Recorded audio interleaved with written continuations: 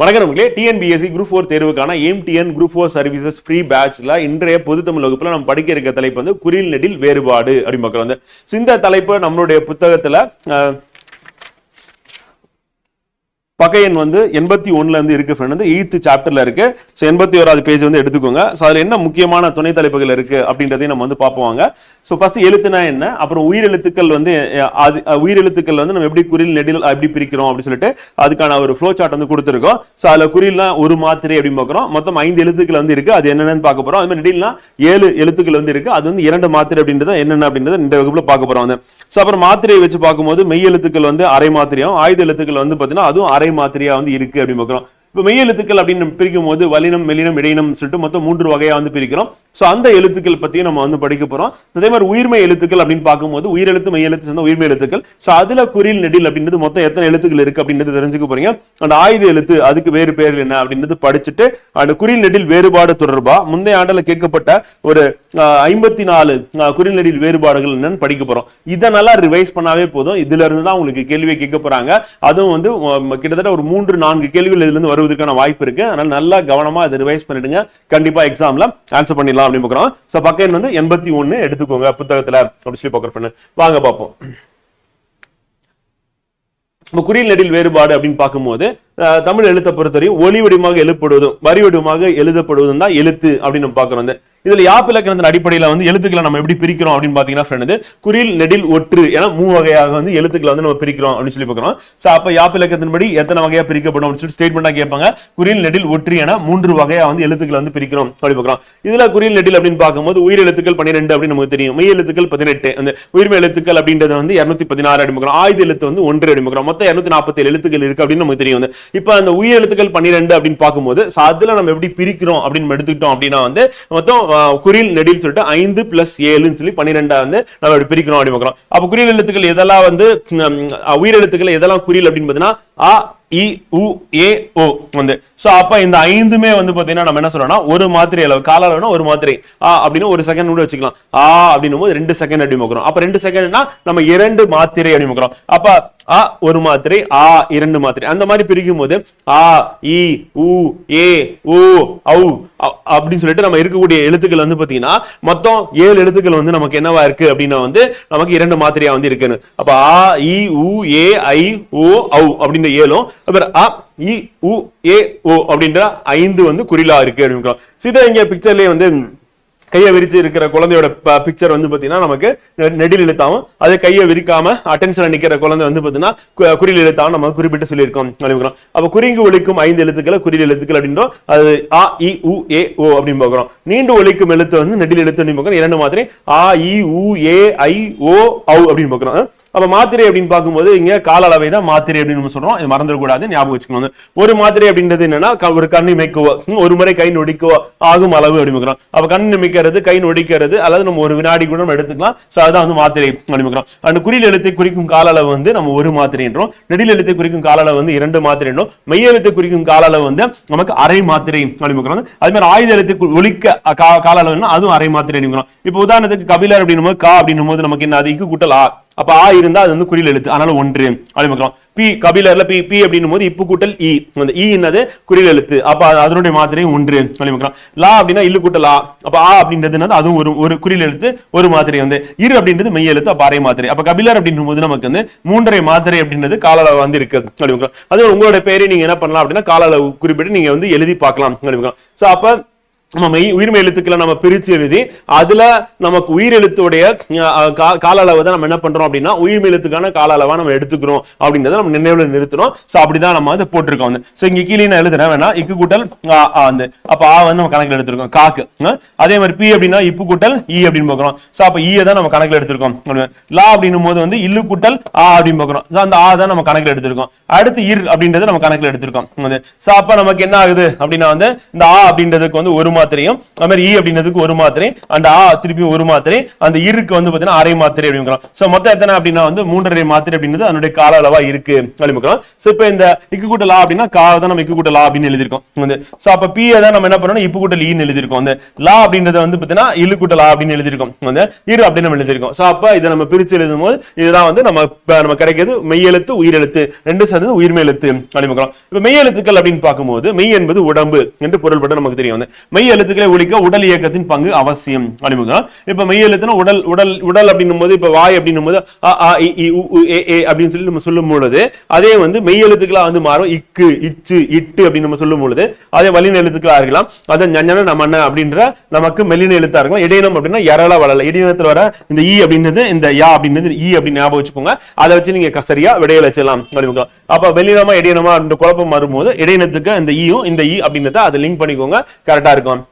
இப்ப வல்லின எழுத்துக்கள் அப்படின்னு பார்க்கும்போது மொத்தம் எத்தனை இருக்குன்னா அது வந்து 6 எழுத்துக்கள் இருக்கு.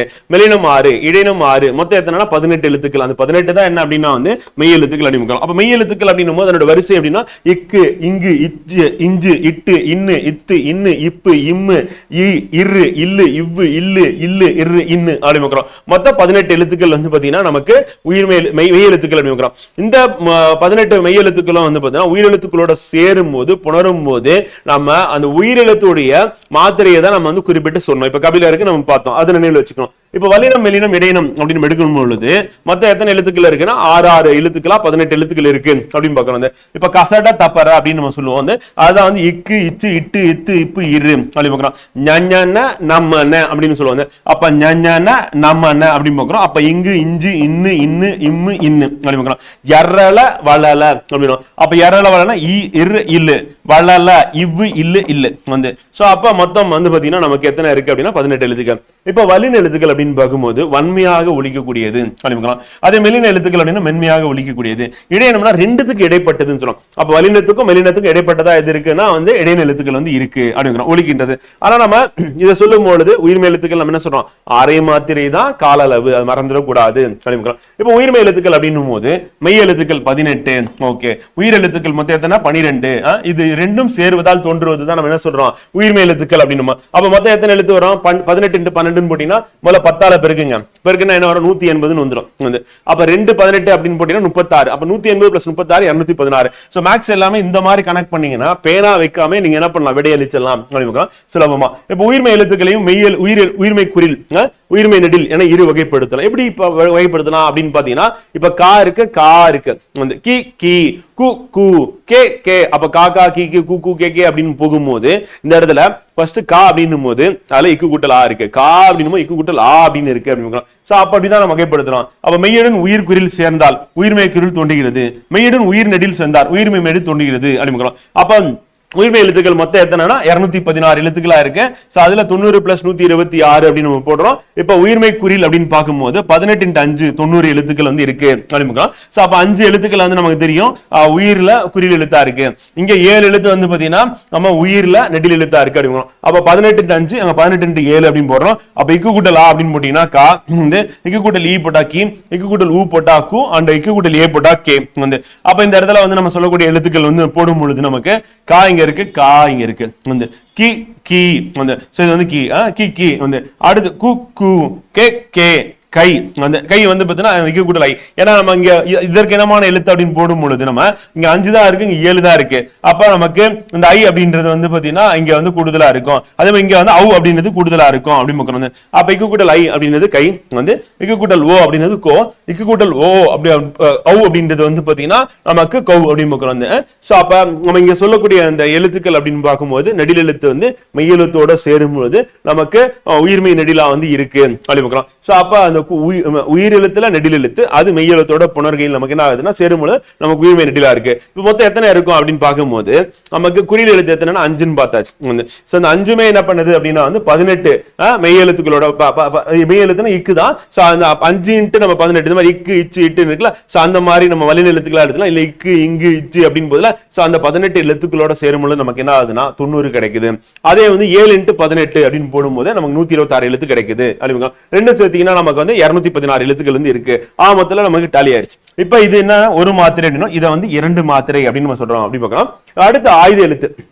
தமிழ் மொழியில் உயிர்மை எழுத்துக்கள் தவிர தனி எழுத்து ஒன்றும் உள்ளது. அஃது நம்ம என்ன சொல்றோம்னா அது ஆயுத எழுத்து அப்படின்னு நம்ம சொல்றோம். இப்ப உதாரணத்துக்கு தனிநிலை, அக்கேனம், முப்புள்ளி, முப்பாறு புள்ளி என்று அழைக்கப்படும் எழுத்துக்கள் எது அப்படின்னு நம்ம கேள்வியா கேட்டிருக்காங்க. சோ அது வெரி வெரி இம்பார்ட்டன்ட். அது வந்து ஆயுத எழுத்து தான் நம்ம இப்படி சொல்றோம். அப்ப தனிநிலை, அக்கேனம், முப்புள்ளி, முப்பாறு புள்ளி என்று அழைக்கப்படுவது எதுனா ஆயுத எழுத்து அப்படின்னு நம்ம நினைவு வச்சுக்கணும். சோ அது நமக்கு இம்பார்ட்டன்ட் அப்படின்னு. அதுக்கு அடுத்து குறில் நெடில் வேறுபாடுகள் அப்படின்னு எடுத்துக்கிட்டோம்னா வந்து இப்ப இதுல வந்து ரொம்ப சுலபமானது, ஈஸியானதெல்லாம் என்ன பண்ணா நான் வந்து ஹைலைட் பண்ணல. இந்த கொஞ்சம் கடினமானது, பெரும்பாலான மாணவர்களுக்கு வந்து தெரியாம இருக்கிறதுக்கான வாய்ப்பு இல்ல குறில் நெடில் வேறுபாடை மட்டும் நான் என்ன பண்ண ஹைலைட் பண்ணிருக்கேன். இப்ப சுடுனா சுடுதல், சூடுனா வந்து தீக்காயம் அப்படின்னு நமக்கு தெரியும். அதே மாதிரி தொடு, தோடு, தொடுனா தொடர்றது, தோடுனா காதில் அணிக்கூடிய அணிகலன் அணிமுகம். அப்ப அதெல்லாம் உங்களுக்கு தெரியும். அப்ப உங்களுக்கு தெரியாதது, கடினமானது, இல்ல பெரும்பாலான மாணவர்கள் தெரியாம தவறு பண்ணக்கூடியது எது இருக்கோ அதை மட்டும் ஹைலைட் பண்ணுங்க. எல்லாமே இம்பார்ட்டன்ட் தான். இப்ப பொலி, போலி அப்படிமுக்கிறோம். பொலினா என்ன அப்படின்னா பலருக்கும் தெரியாது, அது வந்து அழகு அப்படிமுக்கிறோம். போலினா சாயல் அப்படிமுக்கிறோம். அதனுடைய சாயல் இருக்கு, ஆனா ஒரிஜினல் கிடையாது அப்படிமுக்கிறோம். அப்ப சாயல் வந்து பெரு, பேரு, பெருனா பெரிய, வந்து பேருனா பெயர் அப்படிமுக்கிறோம். அது மாதிரி வெள்ளம் அப்படின்னும் போது வெள்ளம் ரெண்டு இல்லு வரும், வந்து வகர லகரமும் நகர லகரமும் இருக்கும். எதுக்கு எது வரும்னு நமக்கு தெரியாது. அப்ப எது வந்து இனிப்பு, எது வந்து ஓடும் நீர் தெரியாது. அப்ப வகர லகரம் அப்படின்னு எடுத்துக்கிட்டோம்னா அதுதான் இனிப்பு. வந்து நகர லகரம் நாம இருக்கலாம், அந்த நகர லகரம் வந்து ஓடும் நீர் அப்படின்னு. கல், கால், கல் அப்படின்னா கல்லு தான். வந்து இப்ப வீடு கட்டுறதுக்கு நம்ம செங்கல் கல் வந்து பயன்படுத்துறோம். அப்ப படி அப்படின்றதையும் நம்ம கல் அப்படின்னு சொல்லுவோம். உடல் உறுப்பு கால் வந்து. அப்புறம் நான் பாடம் படிப்பேன், நான் படம் பிடிப்பேன். அப்ப படிப்பேனுக்கு பாடம் அப்படின்னு, பிடிப்பேனுக்கு படம் அப்படின்னு வரணும். வந்து இந்த வேறுபாடு இந்த ஸ்டேட்மெண்டா கொடுத்துட்டு இதுல எது வந்து சரியானவற்றை தேர்ந்தெடு, சரியான கூற்றை தேர்ந்தெடு அப்படின்னு சொல்லி நம்ம கேட்பாங்க. அது இம்பார்ட்டன்ட். பணம், பானம், வந்து பணம் அப்படின்னா பருமை, பானம் அப்படின்னா பானகம் அப்படிமுக்கிறோம். அப்ப பருமையா இருக்கிறது வந்து பணமும், அதே ஒரு பானகம் அப்படின்றது வந்து குடிக்கிறது பானம் அப்படிமுக்கிறோம். அடுத்து கண், கான், கண்ணா நம்ம உறுப்பு, வந்து கான் அப்படின்னா பாக்குறது, வந்து காட்சி. வந்து மடு, மாடு, மடு அப்படின்னா கழனி அருகே இருந்த மடுவில் மாடுகள் நீர் பருகின. அப்ப மடு அப்படின்னா அந்த நீர் வந்து இருக்கக்கூடிய பகுதி கழனில. சோ அத வந்து மாடுகள் பருகின. மனம், மானம், மனம் அப்படின்னா உள்ளம், மானம் அப்படின்னா வந்து பெருமை கேடு அப்படிங்கிற மான பிரச்சனை அப்படின்னு சொல்லி சொன்னா அது வந்து பெருமைக்கு கேடு அப்படிங்க. அண்ட் வலி, வாலி, வலினா காற்று, வந்து அது வாலி அப்படின்னா கைப்பிடி இருக்கக்கூடிய ஒரு பாத்திரம் அப்படிங்க, பெரிய பாத்திரம். மரி, மாறி, மரினா இறத்தல், மரித்து போதல், இறத்தல். மாறினா மலை அப்படிங்கிறோம். சோ அது இம்பார்ட்டன்ட். வந்து அடுத்து விடு, வீடு உங்களுக்கு தெரியும். சிலை, சீலை, வந்து சிலை அப்படின்னும் போது சிலையை அப்படின்னு பார்க்கணும். சிலைனா கற்சிலை அப்படின்னு சொல்லலாம். அந்த அடுத்து வந்து சீலைனா திரைச்சீலை அப்படின்னு பாக்குறோம். அப்ப சிலையை திரைச்சீலையால் மறைத்திருக்கிறார்கள் அப்படின்னு ஒரு ஸ்டேட்மெண்ட்ல வருது. அடுத்து கல், கால், கல் விழுந்து காலில் காயமானது அப்படிங்கிறோம். அப்ப கால்லாம் உறுப்பு நம்ம தெரியும், கல்னா கல் அப்படின்னு பாக்குறோம். படிக்கல் சொல்லலாம், செங்கல் சொல்லலாம். கொடை, கோடை, கொடைனா வந்து நன்கொடை கொடுக்குறாங்களா ஈகை அப்படின்னு பாக்குறோம். கோடை அப்படின்னும் போது என்னன்னா வெயில் காலம். வந்து மரி அப்படின்னும் போது நமக்கு என்ன ஆகுது அப்படின்னா வந்து இதுக்கு முன்னாடி நம்ம பார்த்தது வந்து பாத்தீங்கன்னா மரி அப்படின்னா சின்னரி, வந்து சின்னரா பொட்டரி, இது வந்து பெரியரா அப்படின்னு நம்ம சொல்லுவோம். வந்து பாத்தீங்கன்னா சோ அப்ப அந்த மரி, மாறி அப்படின்னும் போது என்னன்னா மரினா தடுத்தல், வந்து மரித்தல்னா தடுத்தல், சின்னரி போட்டீங்கன்னா இறத்தல்னு அர்த்தம். வந்து அதே வந்து பெரியரி போட்டீங்கன்னா என்ன ஆகும் அப்படின்னா மாறி அப்படின்னும் போது வந்து நமக்கு வேறுபடுதல், மாறி இருத்தல். மாறி சின்னரி போட்டீங்கன்னா அது மலை அப்படின்னு ஞாபகம் வச்சுக்கணும். அடுத்து வரம், வாரம், வரம்னா அருள், வந்து கடவுள் கிட்ட வரம் கேட்கறது. வாரம் அப்படின்னும் போது இந்த வாரம் அப்படின்னா கிழமை அப்படின்னு பார்க்கிறோம். பலம், பாலம், பலம் அப்படின்றது என்னன்னா காசு, வந்து சரி பலம் அப்படின்றது வந்து வலிமை. வந்து அதே வந்து பாலம் அப்படின்றது ஆற்று பாலம். அப்ப பலத்தோடு இருக்கிறாங்க அப்படின்னா வந்து அது வந்து வலிமையை குறிக்குது. பாலம் அப்படின்னும் போது ஆற்று பாலமா இருக்கு. பணம், பானம், பணம்னா காசு, வந்து பானம்னா அம்பு. சின்னனா போட்டீங்கன்னா வந்து பருகுகின்ற பானம், பெரியனா போட்டீங்கன்னா அது வந்து அம்பா வந்து இருக்கு. அப்ப பானம் விடுதல் அப்படின்னா அம்பு விடுதல் அப்படிங்கிறோம். வந்து மண், மான், மண் அப்படின்றது வந்து பாத்தீங்கன்னா ரெண்டு சொல்லி இன்னு, அப்ப ரெண்டு சொல்லினா, அப்ப ரெண்டு சொல்லி நான் போட்டீங்க அப்படின்னா வந்து அது வந்து மண் அப்படின்னா தலைவனை குறிக்குது அப்படிங்கிறோம். மூணு சொல்லி நான் போட்டா மண்ணை குறிக்கும், சாயல் அப்படின்னு நமக்கு தெரியும். மான் அப்படின்னா வந்து விலங்கு அப்படிங்கிறோம். அதுக்கு அடுத்து கிரி, கீரி, நான் வந்து ஈஸியா இருக்குது விட்டுறேன், ஏற்கனவே பார்த்து விட்டுறேன். கிரி, கீரி, கிரினா வந்து என்னன்னா மலை. வந்து அப்ப கிரிவலம் அப்படின்னு சொல்லி சொல்லுவாங்க. அப்படின்னா திருவண்ணாமலை அந்த மலையை சுத்தி வரதான் கிரிவலம் அப்படிங்கிறோம். கீரி அப்படின்றது விலங்கு அப்படிங்கிறது. அப்புறம் கொல், கோல், கொல் அப்படின்னா வந்து பாத்தீங்கன்னா எடுத்துக்கொள்றது அப்படிங்கிறோம், பெரு அப்படிங்கிறோம். கோல் அப்படின்னும் போது இப்ப 8 கோள்களா வந்து இருக்கு அப்படிங்கிறோம். தமிழ்ல அப்படியே அப்டேட் ஆகாமே இருக்கு அப்படின்னு பாக்குறோம் தமிழ் புத்தகத்துல. ஓகே, அடுத்து வலி, வாலி, வந்து வலி அப்படின்னா என்னன்னா துன்பம். வந்து சின்ன அதாவது லகர லகரம், அதாவது என்னன்னா வகர லகரம் போட்டோம் அப்படின்னா வந்து வலி, சின்னலி, அது வந்து துன்பம். வாலி அப்படின்னும் போது வந்து பாத்தீங்கன்னா நமக்கு இந்திரனுடைய மகன் அப்படின்னு சோ நம்ம ராமாயணத்துல வர அப்படிங்கும். அடுத்து வலை வாழை, வலை வந்து இங்க போட்டிருக்கிறது வந்து வகர லகரத்துல வர வலை, வலை. அப்ப வலை அப்படின்னும் போது என்னன்னா மீன் வலையை வந்து சொல்லலாம். வந்து வாழை அப்படின்னா இளம் என்ன குறிக்குது அப்படின்னு, அதுவும் வகர லகரத்துல வரணும் அப்படின்னு. மடு மாடு நம்ம ஏற்கனவே வந்து மடு பார்த்தோம், அதை பொய்கை நீர்நிலை அப்படின்னு பார்த்தோம். மாடுனா செல்வம் சொல்லலாம், விலங்குன்னு சொல்லலாம், ஏன்னா மாடுதான் செல்வமா கருதப்பட்டது அப்படின்னு பாக்குறோம். சோ அதுவும் நம்ம சொல்லலாம். பெற்றம்னா பசு அப்படின்னு பாக்குறோம், அதுவும் செல்வம் அப்படிங்கும். பரி பாரி, பரி அப்படின்னும் போது குதிரையை வந்து குறிக்கும். பாரினா வள்ளல் அப்படின்னு பாக்குறோம், கடையேழு வள்ளல்ல ஒருத்தரா இருந்தவர். தரம் தாரம், தரம் அப்படின்னா தகுதி, என்ன தரம் அப்படின்னா என்ன தகுதி, தாரம் அப்படின்னா மனைவி அப்படின்னு பாடல் கூட இருக்கு, தாரமே தாரமே சொல்லிட்டு வந்து. சோ அதனால சில வார்த்தைகள்லாம் வந்து பாத்தீங்கன்னா நீங்க கரெக்டா போட்டுருவீங்க. படலை பாடை, பாடலை, படலை அப்படின்றது வந்து என்னன்னா மாலையை குறிக்குது. அப்ப பூக்களை வந்து கோத்து மாலை அப்படின்னா அது வந்து படலை அப்படின்னு பாக்குறோம். பாடலை அப்படின்னும் போது என்னன்னா மிடற்று பாடல் அப்படின்னு, வாய்வழி இசை பாடலா வந்து இருந்ததுன்னா அது வந்து பாடலை அப்படின்னு. அதே மாதிரி விதி வீதி வந்து, விதினா என்னன்னா சட்டம் வந்து. இப்ப நம்ம வந்து சட்டம் அப்படின்னும் போது விதி அப்படின்றது 14 என்ன கூறுகிறது அப்படின்னா சட்டத்தின் முன் அனைவரும் சமம் அப்படின்னா, அப்ப அந்த விதி அரசியலமைப்புல இருக்க விதி தான் என்னன்னா சட்டம் அப்படின்னு பாக்குறோம்.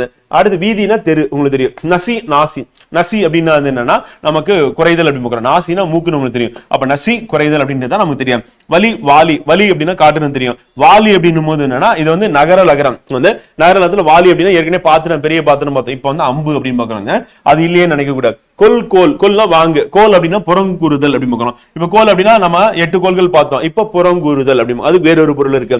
நடு நாடு, நடுனா ஊன்று, நாடு அப்படின்னா வந்து விரும்பு அப்படின்னு பாக்குறோம். நாடுனா நம்ம சொன்ன இந்திய நாடு நம்ம நினைப்போம், விரும்பு அப்படின்றதும் நாடு அப்படின்னு பாக்குறோம். அடுத்து இப்ப குறை, குறை குறை வந்து சின்னரா, அடுத்து வந்து பெரியரா வந்து குறை குறை. குறை அப்படின்னும் போது நாயின் குறை புலி அப்படின்னா சின்னரா வந்து, அளவை குறைத்தல் அப்படின்றது வந்து பெரியரா வந்து. அப்ப நாய் குறைக்கிறது சின்னரா, அளவு அப்படின்றது வந்து குறைத்தல் அப்படின்னா பெரியரா வந்து. கனகம் கானகம், கனகம் அப்படின்றது வந்து பொன் வந்து, தங்கத்தை குறிக்குது. கனகம் வந்து 2 சொல்லினா, கானகம் அப்படின்னா 2 சொல்லினா தான் கானகம் காட்டை குறிக்குது. அடுத்து அரு ஆறு வந்து, அரு அப்படின்னா வெட்டுதல், ஆறு அப்படின்னா நதி வந்து. அடுத்து தலை தாளை, தலை வந்து சிறப்பு தமிழகரம் அப்படின்னு சொல்லலாம், அது அந்த தலை தாளை. தலை அப்படின்னும் போது வந்து பாத்தீங்கன்னா நம்ம இலை அப்படின்னு குறிக்குது. தாளை அப்படின்னும் போது என்னன்னா மலர் வகையை குறிக்குது வந்து அப்படின்னு. அப்ப தலை அப்படின்றது இலை வகையும், தாளை வந்து மலர் வகையும் குறிக்குது. அலி ஆளி, அலினா அழித்தல் வந்து, என்ன சிறப்பு தமிழகரம் அந்த அலி அழித்தல் வந்து. ஆலி அப்படின்னும் போது கடலை வந்து குறிக்கும் அப்படின்னு.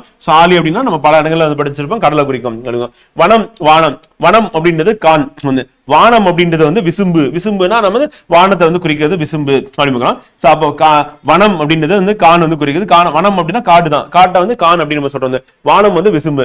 மலை மாலை, மலை அப்படின்னும் போது சிகரம் நமக்கு தெரியும். மாலைனா சிறுபொழுது அப்படின்னு பாக்குறோம். சிறுபொழுது நம்ம மாலை 6 to 10 அப்படின்னு நம்ம படிச்சிருப்போம், ஞாபகம் நினைக்கிறோம். கொடு கோடு, கொடுனா தருதல், கோடுனா நேராக வரைதல், கோடு போடுறதுல அதான் கோடு, கொடுனா தருதல் அப்படின்னு. அடுத்து விதி விதி, விதினா வரி விதித்தல் அப்படின்னு. விதி நம்ம ஏற்கனவே சட்டம் அப்படின்னு பார்த்தோம், இப்ப வரி விதித்தல் அப்படின்றது நம்ம அடுத்து பாக்குறோம். அடுத்து சிறு சீரு, சிறு அப்படின்னா என்னன்னா சிறுமையை வந்து குறிக்குது அப்படின்னு. சீரு அப்படின்னா பாய்தல் அப்படின்னு. அப்ப சிறுமைக்கு சிறு அப்படின்னு. அடுத்து செய் செய் வந்து, செய்னா செயலை வந்து குறிக்குது அப்படின்னு. செய்னா சேரை வந்து குறிக்குது அப்படின்னு. அது நம்ம தெரிஞ்சு வச்சுக்கணும். இது நமக்கு சேரு வந்து பாத்தீங்கன்னா பல தடவை கேட்டதுதான் இந்த சேரு அப்படின்றது. அடுத்து இங்க கொடுத்திருக்கையில வந்து பாத்தீங்கன்னா தவறான இணை எதுன்னு கேட்டிருக்காங்க. இப்ப பாத்தீங்கன்னா இன்பம் ஈகை இ, அகல் ஆவல் அ, உணவு ஊதல் வந்து. அடுத்து எறும்பு ஐவர்னு இருக்கு வந்து. அப்ப ஏதன வரணும், அப்ப இதுதான் தவறான இணை அப்படின்னு தவறா இருக்கு. அதே மாதிரிதான் சி சி, சிலை சீலை வந்து. மலை மாலை கரெக்டா இருக்கு. விடு வீடு இருக்கு. அப்ப கெடு கோடுன்னு இருக்கு, கெடு அப்படின்னு இருக்கு. அப்ப அடுத்து கேடு அப்படின்னு வரணும் வந்து. அப்ப கோடு அங்க வரக்கூடாது, கேடு இருந்தா கரெக்ட், அப்ப அது தவறா இருக்கு அப்படின்னு.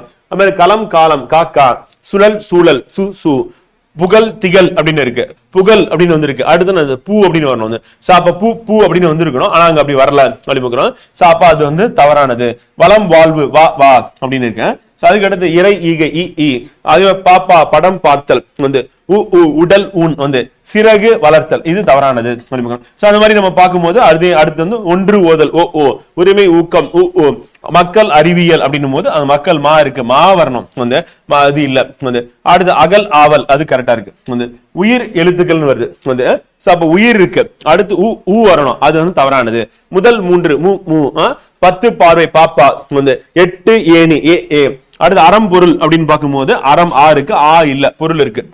அடுத்து உணவு ஊதல் உ, எறும்பு ஏணி ஏ ஏ, இன்பம் ஈகை இ. பாத்தீங்கன்னா அப்படியே அந்த ஆப்ஷனை திருப்பி திருப்பி யூஸ் பண்ணிட்டு தான் இருக்காங்க வந்து. சோ அதனால வந்து நம்ம திருப்பி திருப்பி வர்றதுக்கான வாய்ப்புகள் மிக மிக அதிகம். சோ அதை மனசுல நினைச்சுக்கிட்டு நம்ம இங்க கொடுத்துருக்கிறத நல்லா படிச்சாவே போதும். இதை வச்சு நம்ம என்ன பண்ணிடலாம், எக்ஸாம்ல ஆன்சர் பண்ணிட்டு போயிடலாம் அனுப்பிக்கலாம். அடுத்து கொடு கோடு என்னும் சொற்களின் அடிப்படையில் தவறான பொருள் தன் வாக்கு எதனை கண்டறிக அனுப்பிக்கலாம். இப்ப கொடு அப்படின்னும் போது என்னன்னா தாமரைக்கு கொடு, புத்தகம் அப்படின்றது கோடு வந்து. இதுல வந்து தவறானது எது அப்படின்னு பாத்தீங்கன்னா, இப்ப தரையில் கோடு அப்படின்னு கரெக்ட், ஏன்னா தரையில தான் கோடு போடுவோம் அனுப்பிக்கலாம். சஞ்சனாவுக்கு பழம் கொடு கொடு கரெக்ட் வந்து. அடுத்து பென்சிலைக்கு கொண்டு கோடிடு, பென்சிலை கொண்டு கோடிடு. இப்ப பென்சிலை அப்படின்னா பென்சில் இருக்குல்ல அந்த எழுதுகோள், அந்த பென்சிலை கொண்டு கோடிடு அப்படின்னு அதுவும் கரெக்ட். அப்ப தாமரைக்கு புத்தகம் கொடு வரணும், இங்க வந்து கோடுன்னு இருக்கு. அதுதான் தவறானது. ஆப்ஷன் வந்து இ அப்படின்னு பார்க்கிறோம் ஃப்ரெண்ட். ஓகேங்களா? நம்ம அந்த குறில் நெடில் வேறுபாடு அப்படின்றது வந்து பாத்தீங்கன்னா இவ்வளவுதான், ரொம்ப சிம்பிள் தான், ஈஸியா நம்ம படிச்சுட்டு போயிடலாம் வந்து. இங்க இருக்கக்கூடிய இந்த நம்ம கொடுத்துருக்க அந்த 54 அப்படின்றத படிச்சிருங்க வந்து. அப்புறம் அங்க ஸ்டேட்மெண்டா கேள்வி கேட்டாங்க அப்படின்னா குறில்னா என்ன, நெடில்னா என்ன, உயிரெழுத்துல எதெல்லாம் குறில், அதே மாதிரி மெய் எழுத்துக்கள் அப்படின்னு பார்க்கும்போது எத்தனை மாத்திரை, ஆயுத எழுத்து எத்தனை மாத்திரைன்னு அரை மாத்திரை தான், அவ்வளவு முடிஞ்சு போச்சு. உயிர்மை எழுத்துக்கள் வரும் பொழுது அந்த இடத்துல எந்த உயிரெழுத்து அதோட சேருது, உயிர்மை எழுத்துல எந்த உயிரெழுத்து இருக்கோ அதனுடைய மாத்திரை அளவை பெறும் அப்படின்றத மட்டும் நினைவு வச்சுக்கிட்டா போதும். அதே மாதிரி ஆயுத எழுத்துக்கு வேறு வேறு பெயர்கள் என்ன அப்படின்றத நமக்கு தேர்வு நோக்கில கேட்பாங்க, கேட்டானா சரியா விடையில வச்சிருந்தோம். மொத்தம் வந்து பாத்தீங்கன்னா நமக்கு 2 மாத்திரை நெடில் எழுத்து, குறில் எழுத்துனா 1 மாத்திரை, ஆயுத எழுத்து அப்படின்னா அரை மாத்திரை, மெய் எழுத்துக்கள் வந்து அரை மாத்திரை அப்படின்னு ஞாபகம் வச்சுக்கணும். அப்புறம் வல்லினம் மெல்லினம் இடையினம் எழுத்துக்கள் என்னென்ன அப்படின்றத படிச்சு வச்சுக்கோங்க. அது நம்ம பல இடங்கள பயன்படுத்துறோம், அது மனப்பாடமா இருந்ததுன்னா வசதியா இருக்கும் அனுப்பிக்கிறோம். ஓகேங்களா? நம்ம இன்றைய வகுப்பு வந்து பாத்தீங்கன்னா இங்க நிறைவு செய்யறோம். குறில் நெடில் வேறுபாடு அப்படின்னு ஒரு சிறிய தலைப்பு தான், ஆனா இதுல இருந்தே நமக்கு 2-3 கேள்விகள் வந்து கண்டிப்பா கேட்பாங்க. நல்லா படிச்சிட்டீங்க அப்படின்னா சுலபமா விடையளிச்சலாம் அப்படி பார்க்கிறோம். நன்றி, வணக்கம்.